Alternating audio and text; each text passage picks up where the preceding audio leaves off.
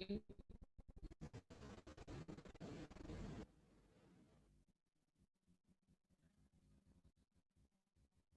Let's start. Uh, Last time we were discussing about life cycle costing technique, and we already discussed about the what will be the production point of view, then marketing point of view, and then last part is consumable uh, or consumer point of view, right? So consumer uh, life cycle costing basically start with the purchasing, operating, maintaining, and disposal. So the time the customer purchases the products or he starts searching that about the purchasing the product, right? His activity starts in the market, and then according to the life cycle of the our product, that is introduction, growth, maturity, and saturation. So if you talk about from the consumable life cycle, it will be purchasing, operating, maintaining, and disposal, right? And we have discussed all these things about in detail, right? Okay. Now, when we are comparing these three about marketing viewpoint, then production viewpoint, and consumer viewpoint, right? Now, how it is affecting? So I have tried to put this in one table. Okay, if you talk about marketing product life cycle, right? The attribute is sales. Now, when we are talking about introduction, growth, maturity, and decline, okay, so what will happen at the introduction stage? Your sales will be low. When at the growth stage, there is a rapid growth in sales. At a maturity stage, there is a slow growth and peak sales, right? And at the decline stage, your sales starts going down. Okay, so accordingly, we have to formulate our strategies regarding marketing, correct?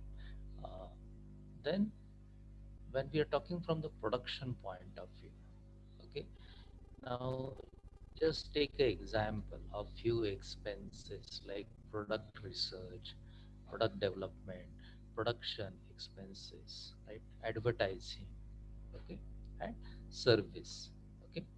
Then, if you talk about these type of expenses, how they varies at the various stages at the introduction, growth, maturity, and decline.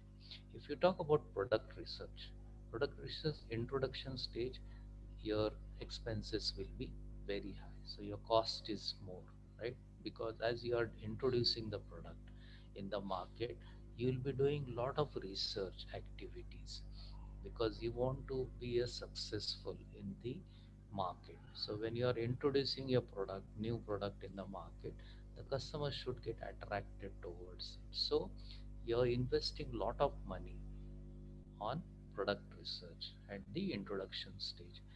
When you're going at a growth stage, your production research expenses will not be high compared to the introduction stage. You will try it, okay? It's not like that you will cut it off, okay? You will keep on introducing the sorry, you will keep on spending money on product research, right?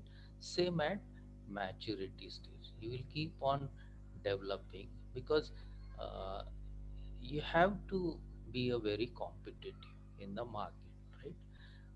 Because nowadays it is not only called as a domestic competition because we are having now globalized competition, right? Because economies are now interlinked, so we have to keep on spending money on product research at a moderate level. Even that means you have to keep on continuing, bring some new features to your product and so on. And at the decline stage, as the sale is going down, right, you will not spend a lot of money on product research. You will spend very less money on product research, and you will try to bring some very small changes if it is there, right? Okay. Then coming to the production development. At a that means normal you will spending on product development. At a growth stage, your product development expenses will be high because as your sales is picking up, right, your profits are increasing. So you will keep on spending money on product development because as you are bringing development in the product, right, your sale is increasing more and more, right? So at the growth stage, companies will try to invest more money on product development because they will be recovering that cost in increased sales. So at that time they will incur high. But when the maturity stage comes, highest level to the moderate level, they will keep on spending money on product development, but not high as growth stage, right? Because your sales is not increasing as compared to the growth stage. So you are keeping product development cost at a moderate level. At a decline stage, obviously it will be low, right? Then if you talk about production related to the say plant and equipment cost, okay, now at the introduction stage it will be low to moderate because as your uh, uh, sale is less, correct, as sale is less you will be incurring less expenses on plant and equipment, correct, because your production is less, you are utilizing less factory services. But when you go to the growth stage, obviously at the growth stage, your sale is rapidly growing. Every year there is a very big growth. Okay, you are entering into the new markets and so on. So obviously the services you should be using from plant and equipment will keep on increasing. So the cost which you will incurring on this will obviously then the maturity the sale is not growing as fast as growth stage, it's a moderate, it is a peak sale. So your production expenses related to plant and equipment, it will be moderate one, you will keep on spending, okay, at a constant level or the little increase, okay. But obviously decline stage it will be low because your sales is declining, right? So you will be start using less and less plant and equipment, okay. So the services, so the cost will go down there. Take example then advertising, right? So advertising introduction stage it is a moderate to high.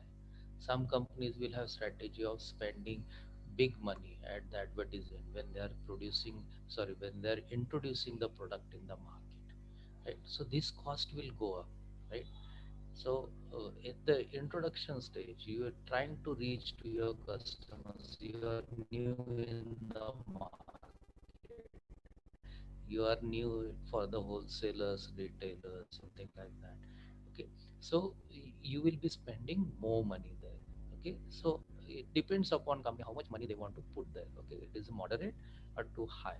Okay, but if you go to the growth stage, obviously it will be the highest one, right? Because they will be keep on spending more money on advertisement because your sale is increasing, right? And if your sale is increasing, your and your market reach is growing, your market share is increasing. So you will keep, you need to spend more money on advertisement as compared to your say competitors. Then maturity stage, your sale is at peak level, it is growing very moderately slowly. So the advertisement cost you will just maintain it at some level because even if you are spending more money on advertisement at your maturity, so there is no cost benefit effect, right? So the companies will spend moderately at the maturity stage, and obviously at decline stage it will be low, correct? Because there is no cost benefit analysis, or whatever money you are spending on advertisement, sale is not increasing, correct? Then take example service, right? So whatever customer service and all those expenses which you are incurring, introduction stage it will be low because your sale is low. Then at a growth stage, okay, it will be moderate, that means your services cost, okay, it will be more than in the introduction stage, keep on increase. So it is a moderate. He will try to maintain, okay, some service cost as a growth stage. But when you're coming at a maturity stage, right? Maturity, your sale is at a peak level, right? So when sale is at your peak level, obviously your service cost will be the highest level, correct? So your services cost will be maintained at highest, and obviously at a decline stage, your service cost will be low cost, correct?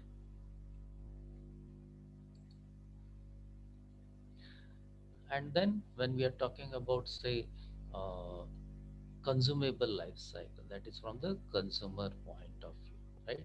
Introduction, growth, maturity, and decline.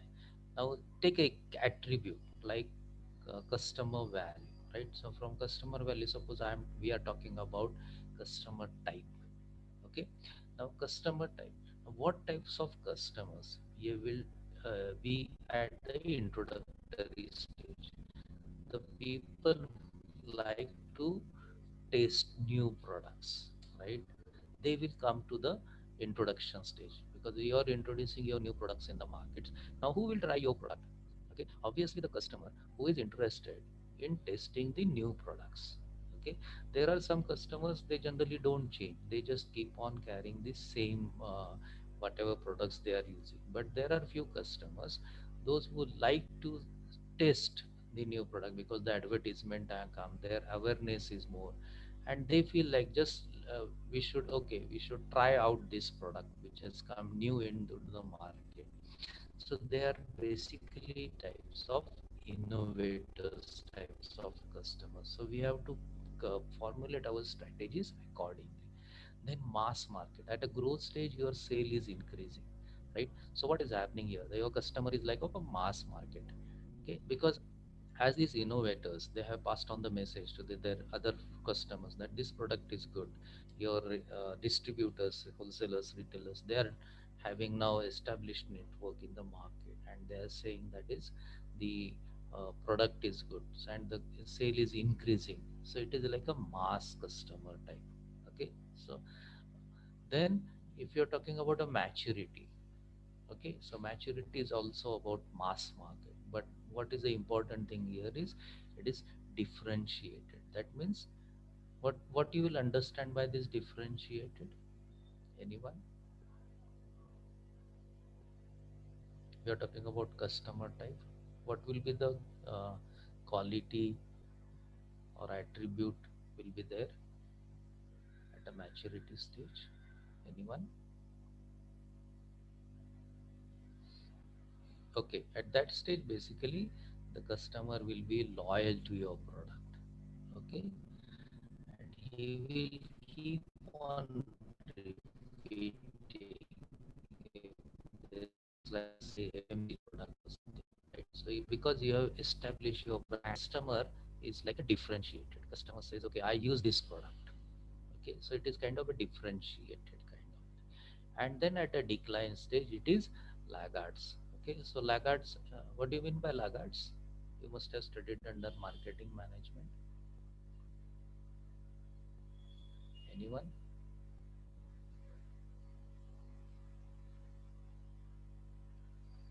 I hope you are listening. Anyone?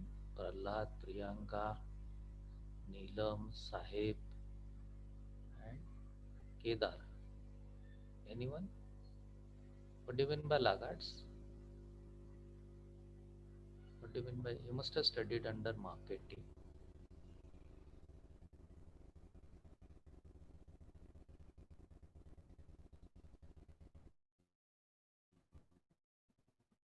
First semester, second semester. Okay, now this type of customer is basically it is like, you can say it's like a behind the market, right? That means generally when the people are saying, and generally at a decline stage, this product will be selling at a lower price or something like that. Okay, so the customers will keep on purchasing that product. Now, suppose if you take example of innovators, right? Now, innovator type of customer will not be there at a decline stage. He will move on to the some other product now because he is saying that is this product has expired its life. Okay, so uh, these laggards generally customer use a lower rate because the price has gone down. So now they can on here. Then if you talk about performance sensitivity, right? So performance sensitivity in case of introduction, it will be high because innovators they want to see whether this new product is performing well or not. So their expectation is high. Same at the growth stage. Okay, the performance sensitivity will be high. Even at a maturity stage, right? Performance sensitivity will be very high. That means customers are expecting that this product is a good quality. They're expecting certain performance level from that particular product and all. It's a moderate, okay, just because product is giving me satisfaction, okay. But at the maturity, introduction and growth stage, customer will be looking from high expectation, high satisfaction, okay, from that particular product. So maybe you have to, yes, someone was saying something.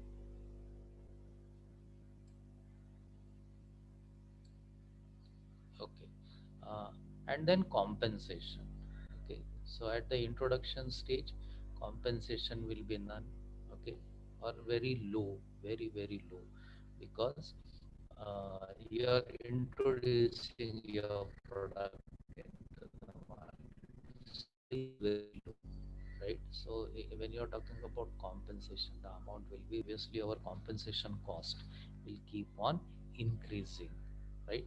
At a maturity stage, sale is at peak level, so our compensation cost to the customers will be very high, right?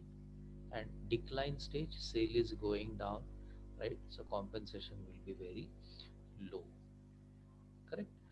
Now, when we are talking about say another attribute towards say profits, right? Obviously, introduction stage it is very negligible or loss. Okay, basically we are new in the market. We are spending more money. Correct. So the loss situation will be more there, or profit, even if it is a profit, it might be just as a say break even point. We'll try to achieve the break even point in this particular stage, correct? Then growth stage your profits will be at peak levels because sale is increasing.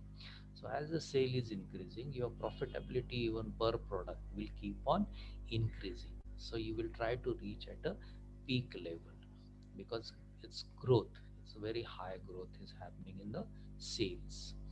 When we are talking about maturity, again your profits will now maintain because the sale is not as a very rapid space as compared to growth stage. So as a maturity, the profits will be maintained, right? Okay. And decline stage, obviously the profits will be very low profits, correct? Okay. So as when I'll be giving you say home assignment related to this particular say life cycle costing, okay, then what you have to do is you have to give all these types of attributes and all, right? You have to make take one of the example. So by tomorrow you have to study a particular product from all these three angles, right? And you have to relate that particular product, whatever product you select, into introduction, growth, maturity, and decline stage. Okay, right.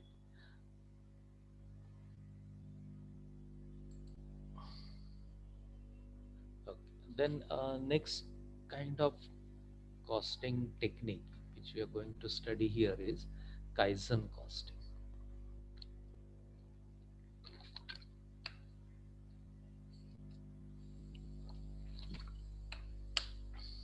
right? So as the name suggests, Kaizen costing can easily understand this basically a Japanese Japanese production uh, strategies or say techniques and all is one of the new techniques in the production, correct? Now as this they are introducing new techniques in the production, it is affecting the cost, right? So there is a cost benefit analysis at a different state level. So that's why we are studying this Kaizen costing under strategic cost management. Right? We are going to study two more under our syllabus. The one is target costing, and the next one is activity based costing. Right? There are many types of costing techniques, but in our syllabus generally we are having four types of costing technique. One is life cycle, then Kaizen costing, target costing, and activity based costing. Okay, so we have finished with the production life cycle costing, product life cycle costing. We have studied all that production, product, then consumer life cycle. So it's basically is a life cycle costing, right? And we always study from the three angles, right? Production, consumable, and marketing, and these things, correct? Then when we are talking about Kaizen costing, okay, so it is related with basically with the existing products and processes, right? Now, what is this? So it is concerned with reducing the cost of existing products and processes.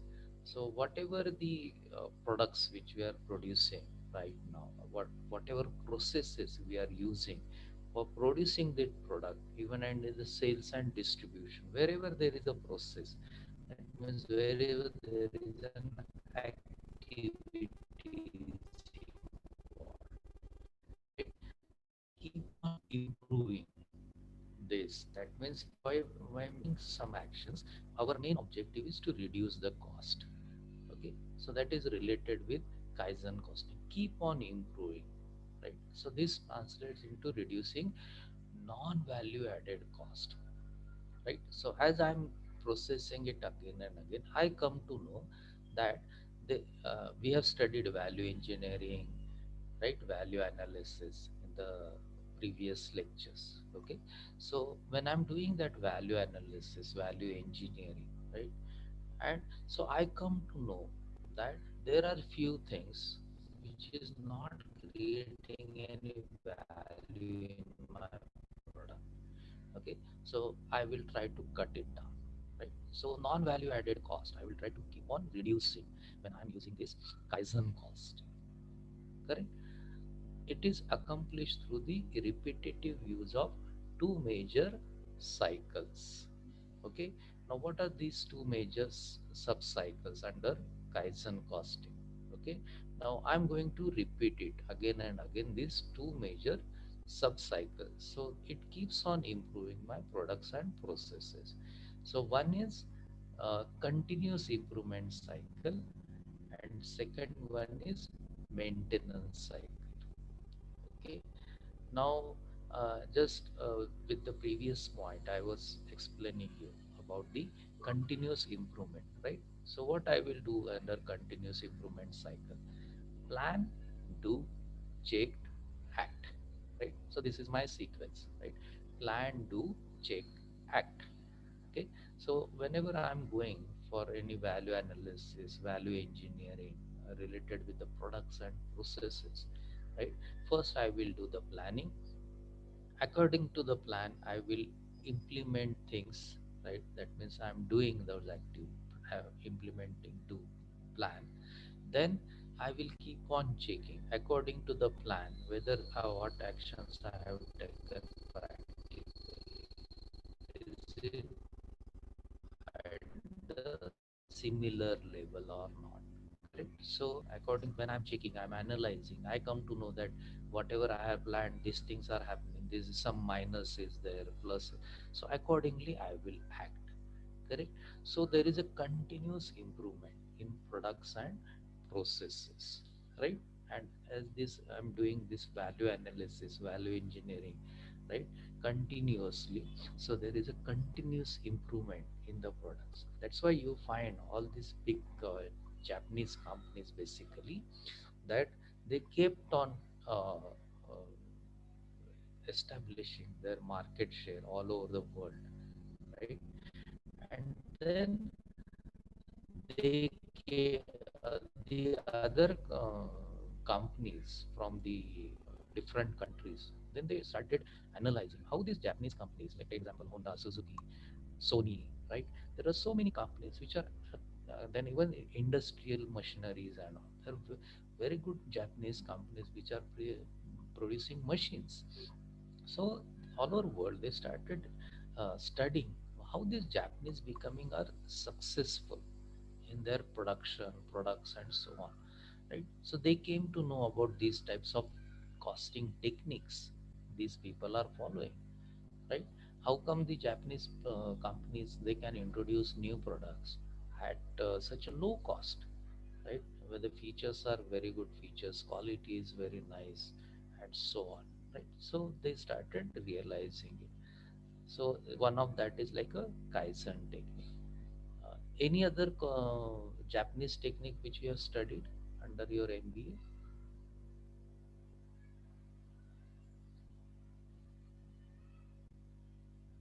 Have you heard any other Japanese technique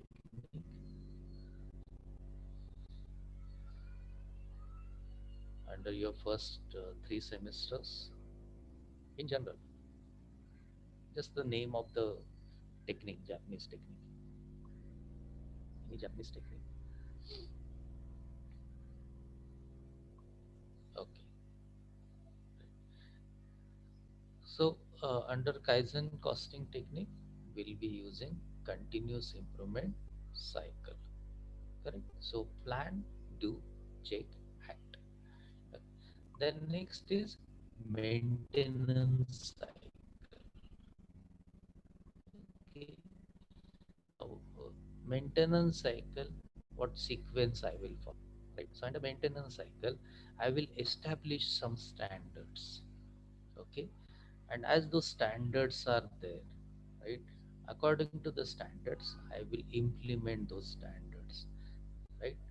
Then I will check those standards, right? Whatever established standards, and then whatever I practically I am following, I will try to find out some variance analysis in that, right? And then I will act upon that. Correct. So I will take some actions. So my cost will go down, right? So basically the variance analysis we can be used here, right? So you will be using two basically sub cycles under Kaizen. One for continuous improvement, and second one is for the change is basically plan and establish. So when you're talking about continuous improvement, you're planning something, you're putting some target is there, correct? And that target you want to achieve. So it will be improved positions. Like take example, you people must have put some target in the say fourth semester. I want to score 75% marks, right? So that is a target you are keeping. So it is a continuous improvement for you, right? Like uh, your last semester you were having say 68%, so you were just missing the uh, distinctions. Now you want to have a distinction in your MBA program, right? Because you are at a studying at matrix. So obviously you will try to, you will plan that now in the fourth semester I must have 75%, so I will get distinction in MBA program, correct? So that you will be planned. So it is a, like a continuous improvement for you. But if you want to say establish, that means suppose you are already having the distinction, okay, in last 3 semesters. So what you will do, you will just try to maintain it even in the fourth semester, right?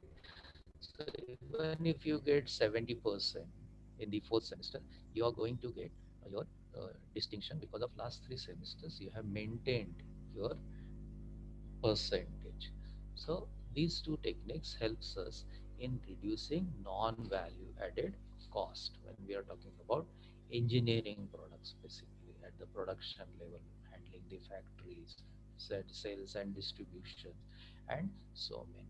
Okay, it is not only with the production, okay, it is with everything. So that's why we are saying it is a products and processes. Even HR process also can be, they can be using this kind of technique. Okay. So if you talk about definition, so what is the definition of Kaizen costing, right? So Kaizen means basically continuous improvement. The meaning is, Japanese meaning is, of this word is basically, in English you can say it's continuous improvement, right? So on which is lean manufacturing system is based. You must have studied all these manufacturing systems under production management subject, right, in the second semester. So one of that is lean manufacturing system is based.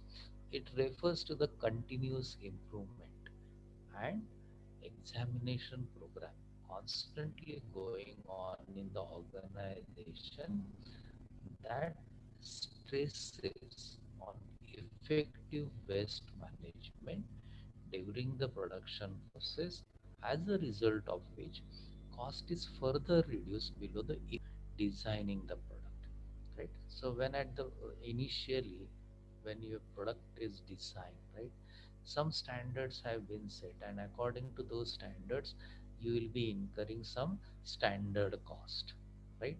But as you are following this Kaizen costing technique, right, you are looking for a continuous improvement your products and services, and you are trying to reduce your non-value added cost, right, through value engineering, value analysis.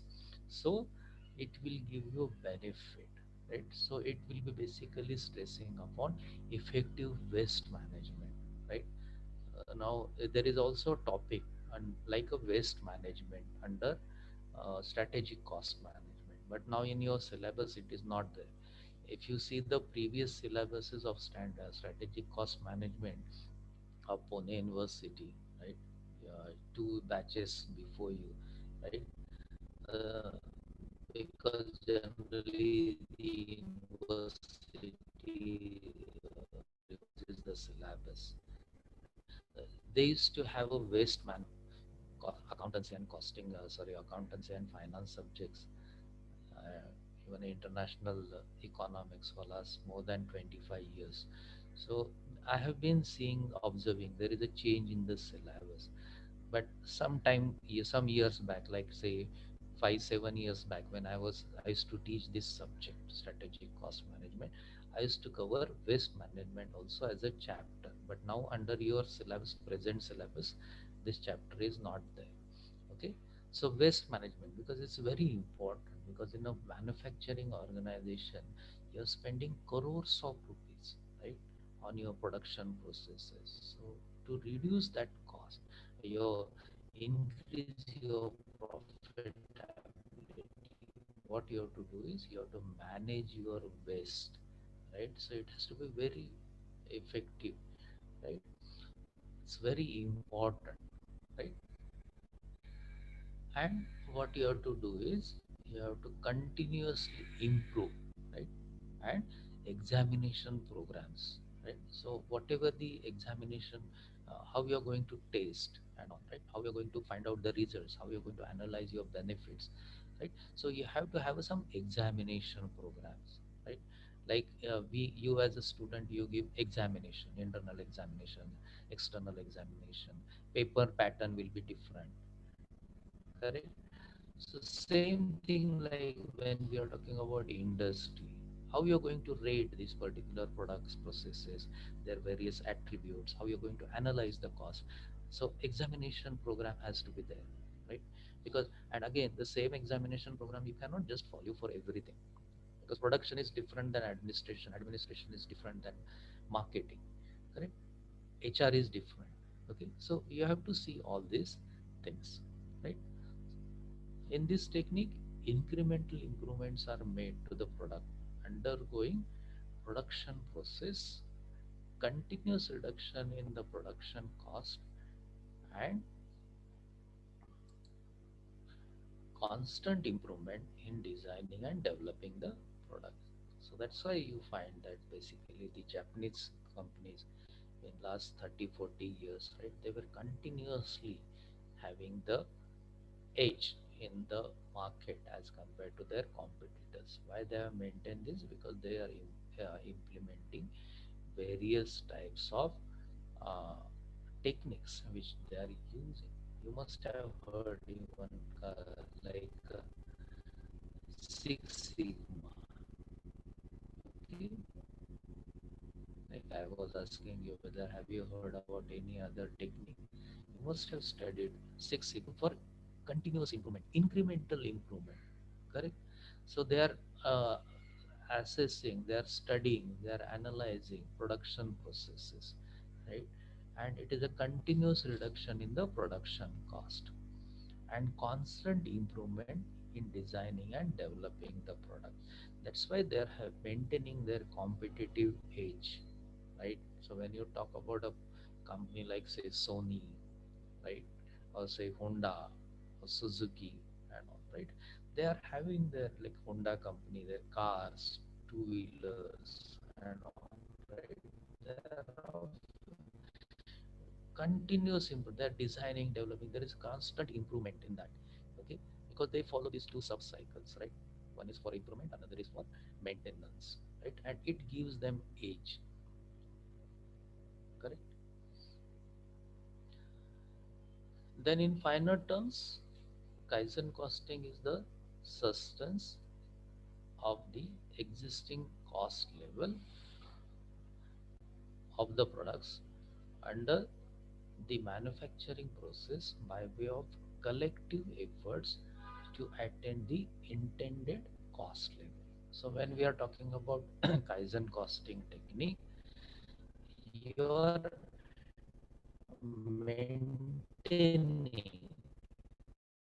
your plan, whatever you have established, all those costs, right?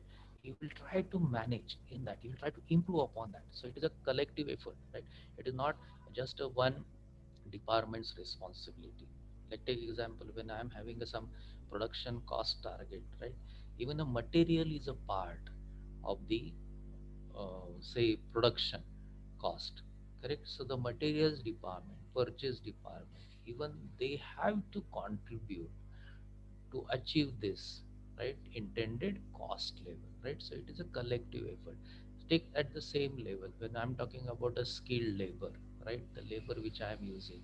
So my labor cost in the product or manufacturing cost, it will be at lower cost, intended cost level, whatever standards I have set up, correct? Now as a HR people, even their contribution is very important, right? What kind of labor they are selecting, what kind of training development they are giving to the employees, right? So it helps to attain that intended cost level.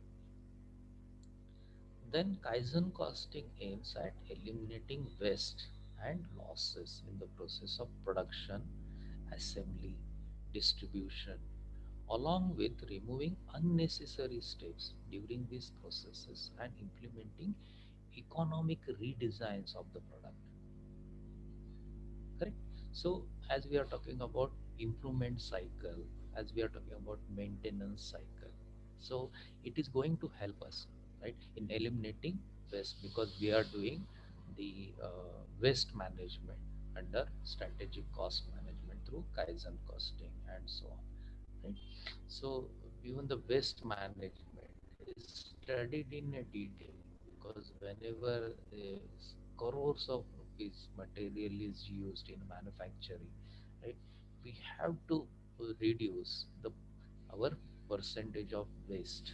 Okay, so to increase our profitability, right? So under the process of production, assembly, and distribution, right?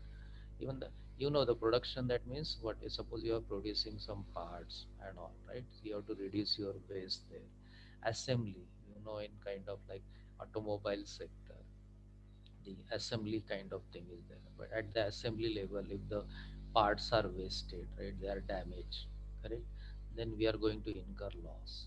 Same at the distribution level, sales and distribution, marketing people, if the products are not loaded, unloaded properly at say wholesaler, distributor, correct, then we might suffer some loss. So all that, these kind of waste and losses, we have to control it, right? So along with removing unnecessary steps during these processes, so it is like a continuous improvement, right? And then non-value added actions, right? Cost, I will try to reduce them or remove them, correct? Redesigns of the product, right? So economic redesigns of the product, that means basically I'm trying to design a product which will give me at lesser cost, right? So I will try to improve my designings, right? So they will be incurring lesser cost, so it is called as the economic redesign of the product. These things basically happen with the, say, like a consumer durable, like say fridge, right? Or say TVs, or say mobile phones, correct? Or say technical products like cars, two-wheelers, right? Okay, so you have to do economic redesigning of the products. So the cost goes down, value added increases, and it gives you more profitability, right? So thus it reduces extra cost at each stage, right? So whatever stages we are having, we will try to reduce the extra cost. Even take example like, say, even for HR sub HR, uh, we will try to reduce training and development cost. Is it effective or not? Okay, so like I was telling you, right, that we have to when I used to teach this subject, right, even we used to consider training and development cost as a chapter, okay, as a HR cost, employee cost, okay. Now again, under your syllabus, now that chapter is removed because now you are having a new syllabus, okay. And these takes were not taught there, right? Also on target cost, they used to have only activity based. So syllabus is changed, okay. But we used to teach this, even training and development cost, employee cost, it is very important, correct? Right. So then what are the principles of Kaizen costing technique?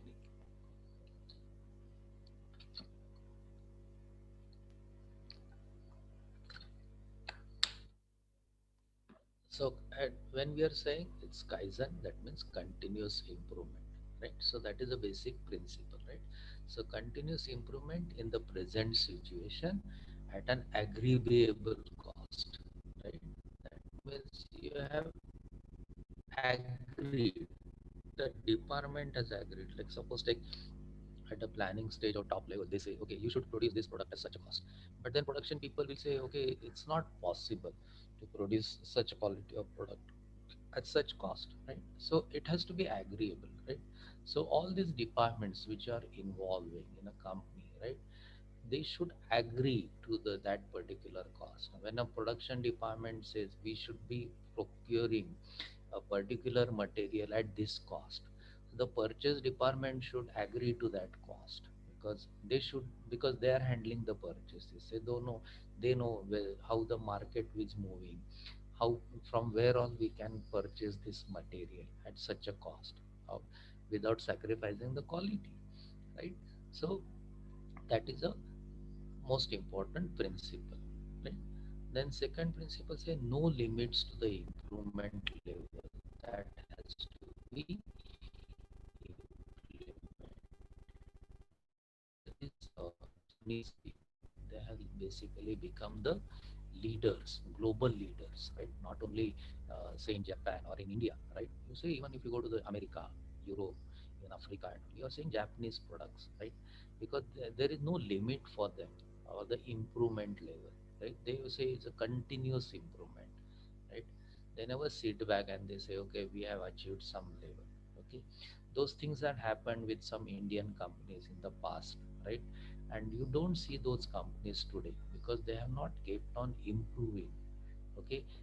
The earlier products which they had, right, they were having the market leadership and that, and they said, they just relaxed, they said we don't need to improve, because customer will keep on buying our product, right? But when the competition increased, these Japanese companies and all these companies, European companies, they started coming. Then most of the Indian companies you see now, they are out of the market, right? Because these Japanese companies and all, they say there is no limit for the improvement. The next point is advocates collective decision making and knowledge application. It advocates, it proposes, it encourages, right? Collective decision making and knowledge application throughout all the departments, right? Okay, so there is a exchange is happening. So there is a, it is helping the other departments to improve their performance. Then concentrates on waste or loss elimination, system and productivity improvement. Correct. So we have discussed this on the previous slide, right? So it basic Kaizen costing technique is basically concentrates on waste management, loss elimination through cost reduction. Correct. Then system and productivity improvement. Correct. Through this improve continuous improvement. Next point is establishing standards and then continuously work on improving them. Correct. So when we are talking about maintenance cycle, right? So we are establishing standards. So we are using say standard costing technique here, right? And then we are seeing we are calculating various variances. You know that material variances, labor variances, mix variances. You must have studied under management accounting in the first semester, right? So we'll try to evaluate value analysis, variance analysis techniques, right? Try to improving, reduce our losses, right? Profits, and we'll become a competitive leader. Participating all employees and covering every business area, that is all the levels, departments, and units. So basically, you please remember under this Japanese techniques and all, what is the success they are having is basically they treat everyone as same. Okay, all employees are very important people in the organization. Okay, like I'll just share you one example here. When I used to work with one of the Indian company, okay, we used to have three different canteens there. Okay, for a worker there is to be a different canteen. For middle management level we used to have a different canteen, and for the top management level we used to have different canteen. So food is when we used to have a for a workers you have to stand in a queue, or say lower level people like clerical staff, and they have to stand in queue. Okay, and the middle management level they used to uh, they used to have a different type of food also, right? And at the top level even they used to have a table service there. Okay, they used to have the waiters there for them to serving the food, not standing in the queue. Okay, but when I joined a company, right, which had a collaboration with the Japanese company and all, and even the Japanese people were working there, right? Now when I started working with that kind of organization, what I realized, there is only one canteen. Okay, so even if a top manager is there, he will stand in the queue and he will eat the same food what the worker is getting. Okay, or even a security guard is getting, right? But uh, unfortunately in India, right, some people don't like such kind of things. Okay? I don't know, might be because of their home bringing and all. We generally say everyone is same and all, but practically we do not follow. I made some of this other comment, right? As I'm having a little bit of 32 years experience, right? This is my experience, what I'm sharing. Okay, that's why mostly you people, MBA from Matrix people, you will be interested in working with, say, multinational companies, right? Because you feel that the There the employees are treated better. But nowadays, because of globalization, what has happened, even Indian companies, right, nowadays are following global HR practices. Okay, but 30, 40 years back it was not there. Okay, so 30 years back there was a, like an Indian system and then multinational system, right, or a Japanese company system. So this is a simple example of, say, canteen. Okay, different food for different level of people. Okay, so the primary assumption behind Kaizen costing is that nothing is perfect. Okay, now only 2 minutes are left. Okay, so this will take some time, at least 5-10 minutes to discuss, right? uh, we'll do it next time. Is it okay?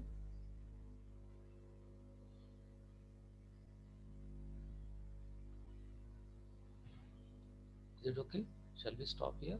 Because you must be having another lecture at 11 o'clock.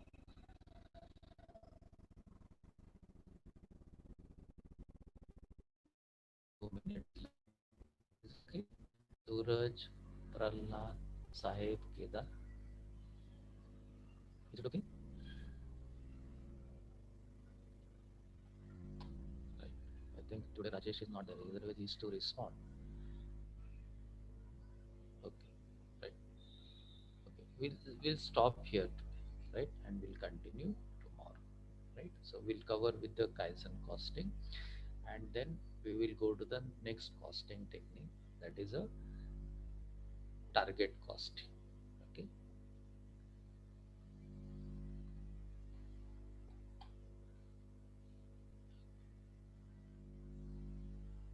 Okay. So I'm stopping the lecture.